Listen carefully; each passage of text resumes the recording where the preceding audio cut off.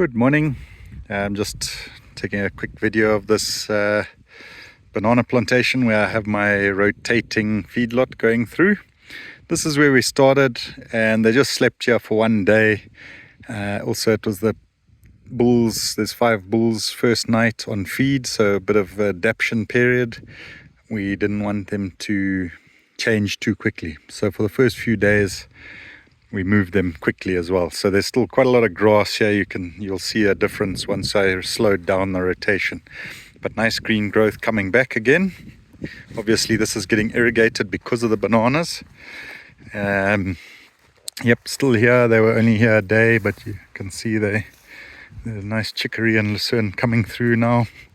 And then this side is where we started moving a bit more often.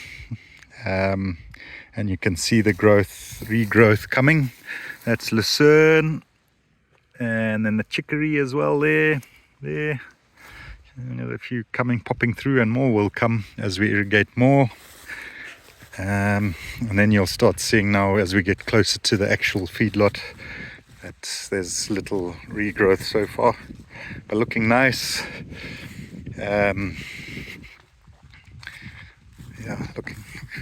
What I really like is to knock down the grass so that the chicory and lucerne, because like this is chicory and lucerne, but this is where the rain gun works, the irrigation.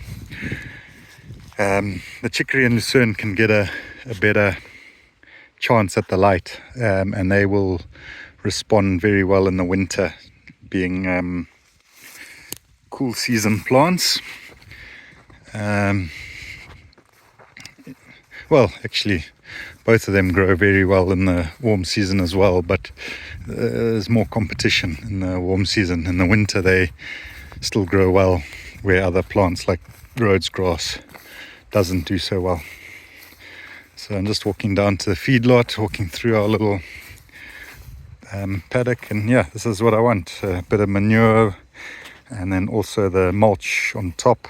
Sunlight will get through to all the new plants, and maybe lots of chicory and lucerne will hopefully pop up through there. We walked past. I wanted to show you where the sheep had eaten my bananas the one time I kept them a bit long. But here's the feedlot animals. They are now on about day 21, I would guess, without calculating properly. They're still getting feed, 1 bag a day. They got water with a bit of EM in it. And yeah, they've probably been in here this morning only. And we look down the lines of bananas. I've put chicken manure on the outside. That's chicken manure. Not worrying too much about a lot of chicken manure since it's winter. The bananas are not going to be growing that much anyway, so they won't be taking up too much of the chicken manure. But by the time the warm season comes, hopefully it'll have broken down a bit, and through the irrigation maybe have moved through the soil profile a bit more. Yeah, that's my hope anyway. Yeah, chicken manure. So we'll see. Yep, this is a new block. This is actually Nandi bananas, for anyone who knows bananas. I don't know Nandi. It's my first time trying it. It'll be interesting to see. Then there's another hectare that side of Williams. The cattle are here. So this is about 1, 2, 3, 4, 5, 6 lines. So we're about halfway through the first hectare, so a quarter of the way through here.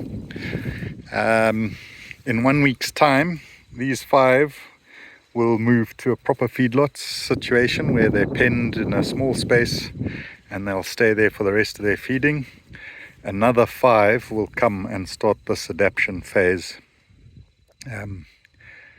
and so on. That'll happen every month. On the 15th of every month I'll be adding 5 and moving 5 off of the banana plantation into a permanent feedlot situation over there. Maybe we should look at, for those who haven't seen my rotating feedlot, this is what they get when they start. So That's Rhodes grass, but inside you can see chicory, lucerne also. Hard to zoom, but yeah, there's good stuff in there, and it's quite big. And yeah, there's still a lot of it to go through all the way to the pine trees. Looking the other side. So we're spending about 3 days, I think, on one spot. So and by the time we finish the first hectare, I'm pretty certain that by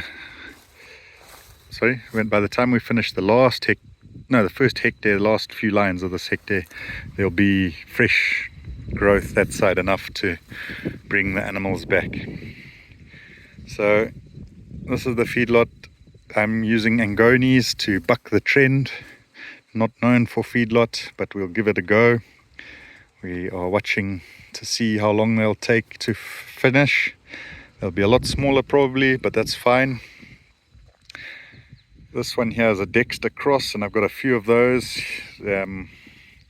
which will be interesting to watch. And then I see one of them is a bit bigger. This guy there, sorry, that guy, 38. He's a bit bigger, so he might be like a Sussex cross Angoni or a Thule cross Angoni or something. His hump is not formed like the other ones. And so yeah, I'll just be doing that every month. 4 Angonis, 1 Dexter cross into the pen, and yeah, hopefully we'll see how that works for us. Hopefully it's a success. I think it will be, and yeah, we know the cost of feed and how much we're feeding them, so it'll be good to see.